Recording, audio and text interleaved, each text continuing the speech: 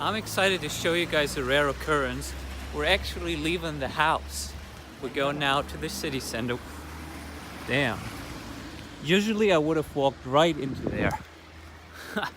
Dodging bullets today. Finn, how does it feel to be outside of your room? It For feels the first weird. time in I have no like. I mean, I went for a run yesterday, so I was outside. You went? Oh yeah, I saw that. We're actually going to the city because we're meeting Claudia.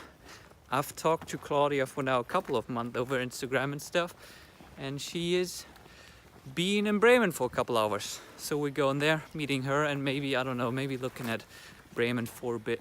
We'll see. We'll see what will happen.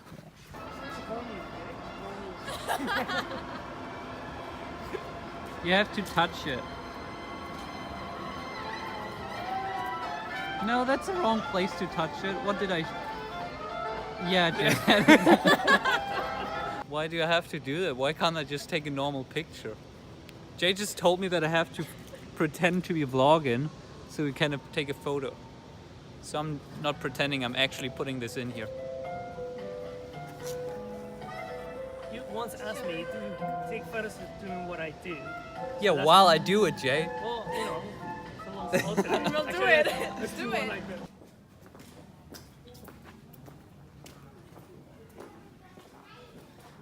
What you think about Bremen? So cute. It is actually It is cute. a very, very cute. Have you been here before? Question. I think I've been here, but I'm not sure. Huh? The question is, what do you think about Bremen? I mean, it's not that bad, I guess. There are some nice places. That you discovered today, apparently. Yeah. I found out, yeah, I mean, Yeah. this must have been ages since I've been here the last time, so. Or you know, it might have been like 22 years and a few months. No, I'm pretty sure I've been here. I think one of the common themes for me is the constant up and downs of consistency with my content on LinkedIn. So it seems like I always go through a cycle where I remind myself of how important it is and how important it is for me personally to, you know, be on this platform and to build my brand, to build community and to see what other people are doing.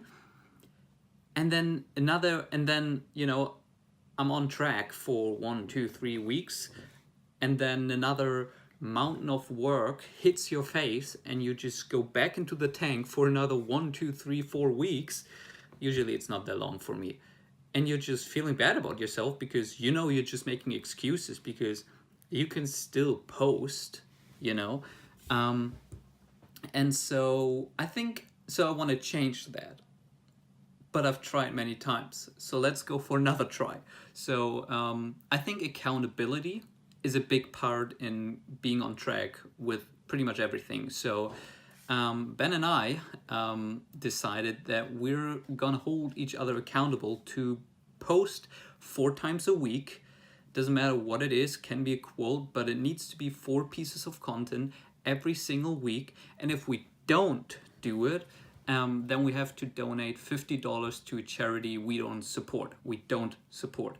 So I'm going to support UNICEF, and it's actually not that I don't like UNICEF. I think they're doing amazing work, but in 2017 I did work for Save the Children, so if there's ever anything humanitarian, I obviously am biased towards Save the Children, so I'm going to go with UNICEF. We actually first thought to actually donate to an charity like the Rifle Association or something, but then I was like, yeah, no, because I know that's actually not gonna hold me accountable, just for the reason because I know even if I don't post and I have to do it, I'm not gonna do it because I'm not gonna make the word worse by me fucking up. So yeah.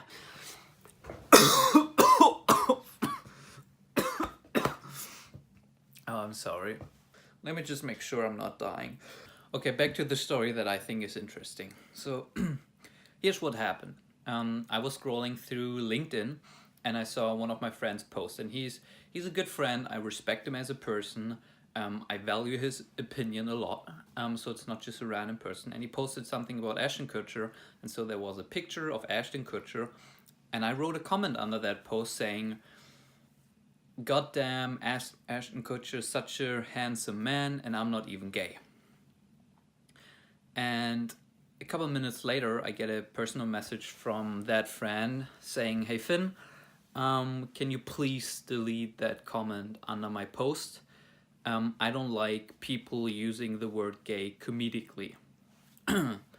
And that was an immediate hit in my face, because I thought, shit, I did something wrong and that was inappropriate. And, because as I said, I value that friend's opinion, and I definitely did something that he didn't appreciate, so far as that he wanted me to delete that comment. And so I said, sure. So I deleted that comment, but I also wanted to figure out what exactly it was. So I asked him, like, what is it about, is it the word gay specifically? And he said two things. He said, number one, you can find a guy handsome without having to be gay. And that there's no need to make fun of gay people. And so I reflected on these things, and I think it's important to. So here's how I thought about these statements. So there are two statements, right? The first one, or I go with the latter one first. There's no need to make fun of gay people, and so I knew that I wasn't making fun of gay people. I knew that I didn't post that comment with any bad intention. I know that I have zero problem with any gay or homosexual people. But I realized that he obviously took it that way, and I realized that other people might take it that way. But the way I'm thinking about it is that having good intentions and knowing that I didn't say that to make fun of anyone, that's what matters. And I think it's actually very dangerous when you get into a place where you, with everything you say, you consider what someone else might be thinking about you from that statement. Because number one, you can't please everyone. You can't make everyone happy about whatever you say anyway. And trying so just means you can't be yourself anymore. So you definitely have to be a good person. And if you're being a jerk or an asshole, or you are making fun of someone and someone's calling you out for that, then yeah, you should stop.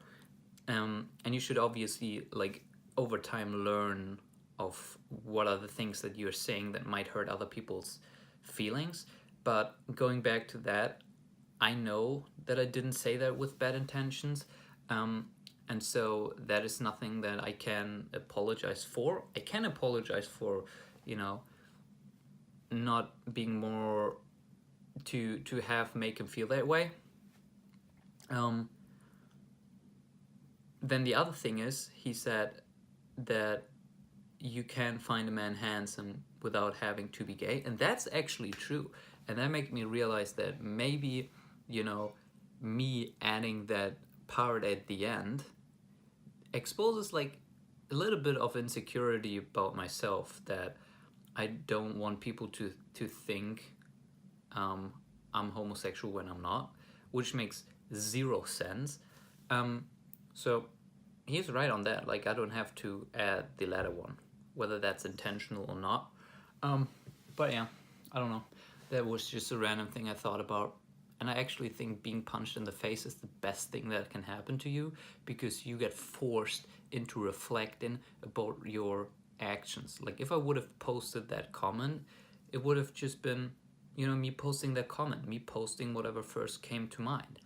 But because he punched me in the face, I had to take a step back and say, like, whoa, did I do something wrong here? And I didn't, but going forward, I definitely will act differently now. I don't know, So yeah, I think in general, when you get punched in the face, enjoy it, because, you'll grow from it. So I just got a letter from my friend Amanda. She actually wrote me a physical fucking letter, and she also sent me these cool stickers of Mark Your Map, or Mark Your Map, because that's the company she's building right now. She's an incredible person. She's actually in Atlanta right now, living with Jesse Itzler, and Sarah Blakely.